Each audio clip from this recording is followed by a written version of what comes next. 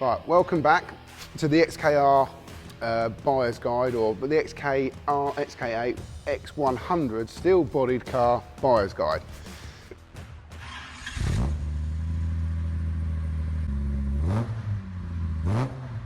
I've given the car a quick wash because it was pretty filthy. Not a full detail, literally just a wash down. And I'm pleased to say that the paintwork and the general condition of the outside of the car is actually really good. So that I'm very happy about. The roof's down now. The roof mechanism works fine. I've had to go around and check all the electrical systems. I've had an opportunity to plug the computer in and look at the fault codes, and I'll come on to that in a minute. I've got my list down there. The interior still needs a really good clean, but I've got no major faults. It's been tailored, hasn't it? It's definitely been tailored. Look at this. Yeah. Look at this. Look. Well, they're just animals, yogurt. aren't they? I mean, look. Mate, they were eating biscuits, and this is only half of the rubbish. There's even yogurt stain there on the fascia where Alex put the lid of the yogurt. That is, yeah, Alex, yeah, exactly, yeah. He doesn't, see, the trouble is, he's treating this like a, 500 quid piece of rubbish that he normally buys. True, that's true. What I'm going to do is, I'll tell you what I'm going to do, right? I'm going to buy some yogurts, and when he takes me out in his Porsche, I'm going to eat a yogurt in there and stick it to his dash and see how he likes it. And then well, and I'll check for reaction. Yeah, I think it might be slightly different. And I'll start lobbing biscuits around all over the place and that kind of thing. Anyway, up in here, there is a sensor. And the reason why this is not fitted is because there's little clips that hold it in place, plastic clips, and they're broken. So I might have to see if I can get a second-hand plastics around, so that because it's just falling down. So right, basically the mounts, which is there and there, you can see they're broken off. Right, I see. And that's broken off, okay. and that's what that. Okay, so that that's why the airbag's not working. So to fix that, it's a plastic trim. It's no big deal. Good. That's good. That's quite a nice, quick, easy fix. Yeah. We've got to clean the roof lining. Yeah. Clean the sun visors, but you'll notice that it's all, the material on here has all gone loose, and it is headlining material. It's foam backed, breaks up and deteriorates, and then the cloth material then detaches from the foam. Do they need doing to make this car 100%? Yes. Does it need doing for us to sell it? Not necessarily, but I will do it if I can fix the rest of the car economically enough. So that's sort of airbag trim. The rest of the trim just needs a good clean. What else? We thought we might have a problem with radar and forward alert system, but that's not giving me any trouble at the moment. So there might be an intermittent fault there, but it's not faulting at present. The only thing that we have got is we've got an engine management light on. Taylor did say to me, he goes, it's got an engine management light on, he goes, but it drove absolutely fine. They've just done 1,000 miles in it, no problem. But he did say it's a bit thirsty, as in it's drinking a lot of fuel. And my knee-jerk reaction at the time was, well, okay, that's probably got something to do with emissions or something like that, which is causing it to overfuel. And I'm just glad I didn't have to pay the fuel bill for the 1,000 miles to get here. And I have got fault codes for both Bank 1 and Bank 2 lambda sensors. Yeah. Okay, so, and I've also got fault codes for a brake switch, which now, interestingly enough, if the brake switch isn't working, your cruise control won't work, and it will come up cruise not available. All right, so, but the brake switch is working at the moment, but I suspect that's why the cruise didn't work for them. I was worried that it was the radar at the front, and you don't want it to be the radar because they're expensive. Yeah, they are. Mine was done by the previous owner on my car. It's $2,000, I think. Yeah, it was really $2,000. Yeah. You can't buy them anymore. They're no longer available. Really? Yeah. So I've seen. I was talking to Andy about it, Auto Reserve. He says he goes if and when I can find a good one that works, he goes, I'll get 750 quid for it, for a second-hand one. I was like, okay, fair enough. So we'll probably do a brake switch repair. And yeah, apart from that, we're electrically speaking, dashboard wise, I think there's a couple of bulbs out, but yeah. When it comes to these cars, right, and all Jaguars really, you can hear it. Can you see the movement in the wheel there, right? But if I wiggle it side to side, there's no movement at all. What that actually is end flow in the diff, okay, which is standard, all right? It's meant to be like that. If it's too much, then it can be playing in the universal drive shafts. There could be playing the wheel bearing, but that little bit of standard there, that's good to know. Okay, is nothing to worry about. And I see it a lot on MOT advisories, but XJSs do it, E-types do it. Yeah, it's a Jaguar thing. It's a Jaguar thing, right? It's nothing to worry about. Okay, these tyres aren't the best. They're getting low. I will probably go Dunlop or Pirelli. We'll wait and see. But so this corner, apart from the tyres, looking good, no more corrosion. Now we've got to move around the car. Damage on the rear bumper there. Not bad, only a little bit. Look, another tyre's dead. Yeah. That's no good. Again, you see, it looks quite severe, doesn't it? It looks bad, but it's not. It's good. It's all right. It looks all right, yeah. Yeah. Yeah, the brakes are all okay. Okay, and again, I'm looking for corrosion down around here, and you know, this has all been done. It's been done quite well. That's good. Yeah. Oh. Oh no, that's all right. No, that's just a steering rack. There's no excessive play in it. Okay, so what we got in the way of tyres on here? Wow. Okay. What are they? Star Performers. Performer, sorry. Star Performer. Yeah. That's like you. That's what you are in it, Tom. Yeah, right. You got your own brand of tyres. Yeah. Do you know what it is? It's black and round and it's got tread on it. All right, but we'll see what it's like on the road. I just noticed in there we're missing the inspection cover. Oh yeah, there you go. You can see it. Yeah, so that cover is there. Yeah. So in front of that is your headlamp, and that is where we go in and access. Yeah. Yeah. To do headlamp bulbs and things like that. So I'm just going to have a look inside here. Make sure the bushes are okay, and you know, just another place to visually inspect. Got no dampness. My damper looks dry. That's good. Springs aren't corroded. That's also good. Yeah. Let's have turn it around again and have another quick look on this side. I'm looking at the bushes and the V-mounts and stuff. It's all looking quite promising at the moment. So again, I'm just going to do the same checks on this side. Oh, now there is a tiny bit of play in that wheel there. That's the wheel bearing. It's not making any noise, but I can feel a bit of play in it. So we'll do a wheel bearing on that, without a doubt. Brakes all seem good. A little bit of a mark in our wheel. So that's on the... Yeah, it's on the rim. Oh, yeah, okay. But, you know, nothing tragic. Star Performer, once again. It's Tom Lenthall tyre. What is the inspection cover missing on that side? No, inspection cover's here. Look, you can see. Okay, that's what it looks like when it's there. Yeah. So that's... Got it. Yeah. All right. So let me have a quick look in here.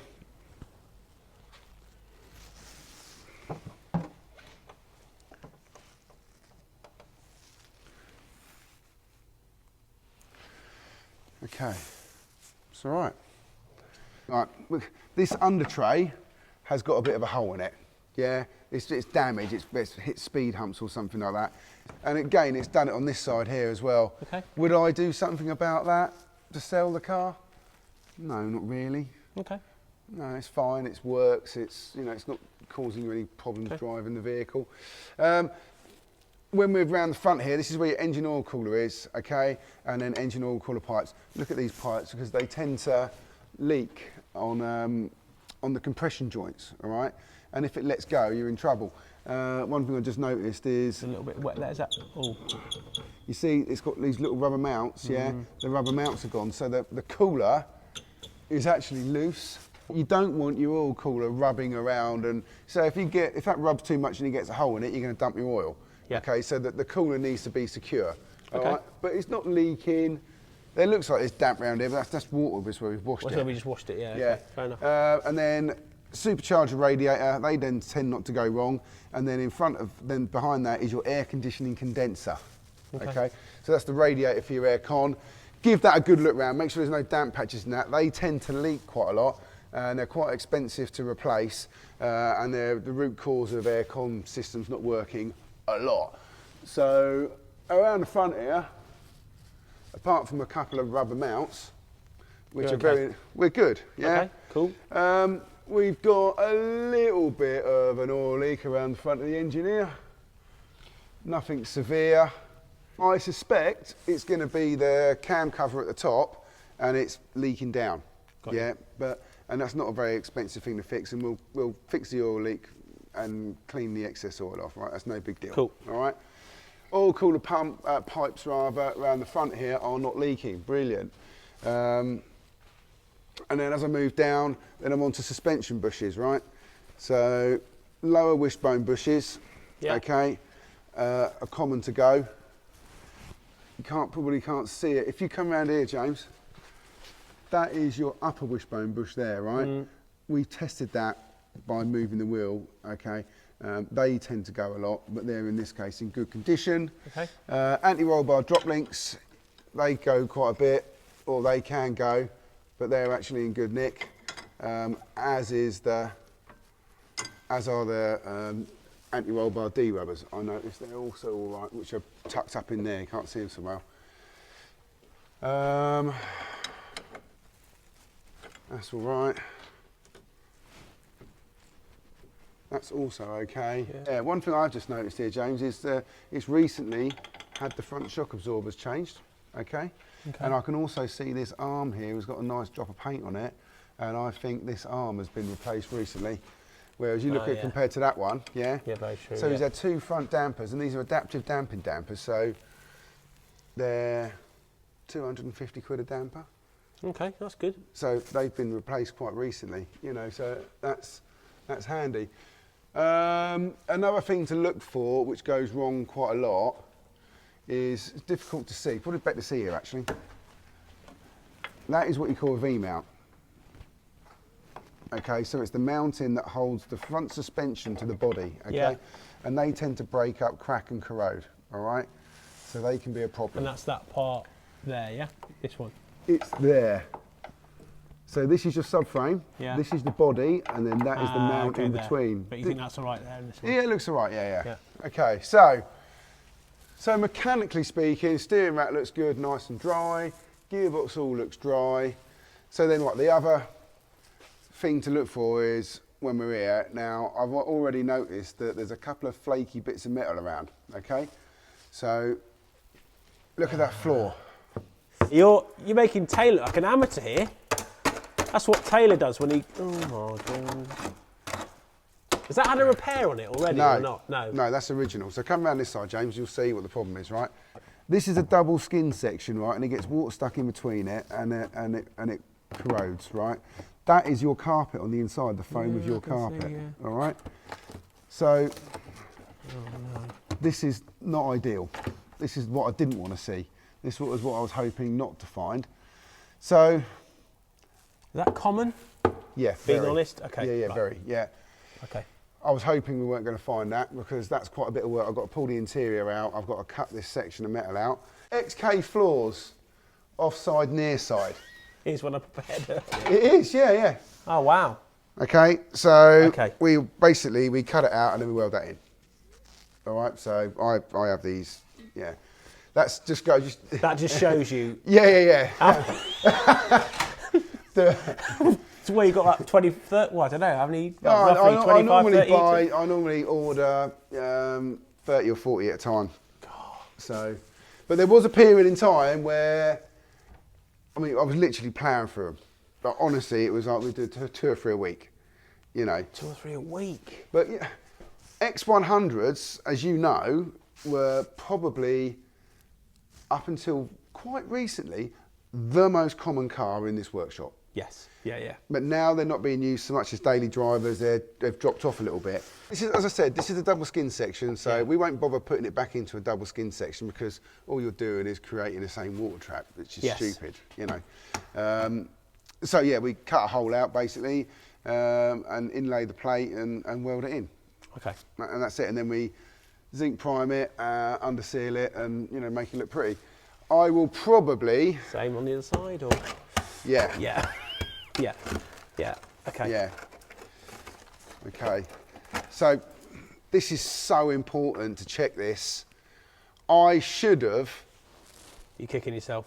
A little bit, James. Yeah, because what I should have done when they turned up on Friday, I should have stuck this up in the air and done this while they were here. Yeah, because in fairness, taking your point, you could still access this from the ground, couldn't you? You could see with a torch on the floor. With a torch and a mirror, you can see this stuff. I think we charge 400 quid a side, or 600 for a pair, because you've only got to pull the interior out once. Do you see what I mean? So, okay. The other common area for it to go. Can you see that hole up there, James? Okay. Look, this is really important. Subframe chassis, yeah? Behind here, okay, you see where I'm sticking that? God, yeah, there's a bloody great hole in the chassis. That is the strongest point of your chassis because it's then going up to where the suspension mount is, all right? So the front chassis, I mean, it's just, there's a massive section of front chassis missing. Oh, can you hear it? Yeah. A few minutes later. That's a lot of work.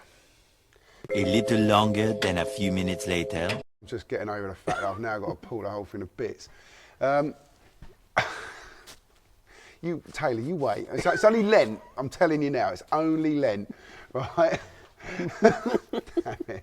It's part of the front end of the car. It's part of your chassis, So it's never. If you have a front ender, it's never going to crumple up, right? And that's a triple plated section. So we make 3 different plates to sort that problem out. And is it so? If you have plates made, it is a common. What you said, it's common. Oh, right, okay, it's common. Yeah. But the problem is the whole front subframe's got to come out. Oh. So what we do is I put an engine brace, support the engine, and then we take the whole front subframe out, drop that down, and that then gives us access to the chassis to be able to weld it up. So in terms of parts, it's probably 60 or 70 quid's worth of welding materials, yeah? But it's the time, it must take. You lose a day in that all day long. So again, as a customer, just to be clear, if that does happen when you... 960 quid plus VAT, we charge for that. So I've lost a day there, I've lost a day in there and there, which is not where I want it to be. And it's 2 days where we could be working and repairing a customer's car, and from a business point of view, getting paid. I'm starting to lose interest in this deal at the moment. Have you given Taylor the money? Yes, I've actually got his debit card upstairs because he left it in here. So I might go down to. I might take Meg to John Lewis later. See if we can with Taylor's business card. Yeah. I've had cars like this where people have gone, "Oh, I bought this lovely car. It's fantastic. How much did you pay for it, sir? £10,000. Oh, £10,000. That's on face value. This is good value for 10 grand. Yeah. Until you start finding the things. That's a really fair point. Yeah. Which is why some people say, £5,000. You only paid 5 grand for it. But don't forget, I bought it blind.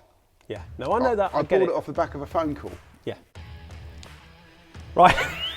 That look, you were looking down at the ground. What's Meg going to say? Yeah, no. Meg, I never stay on budget anyway, so why break the habit of a lifetime? Okay, so have we bought a good car?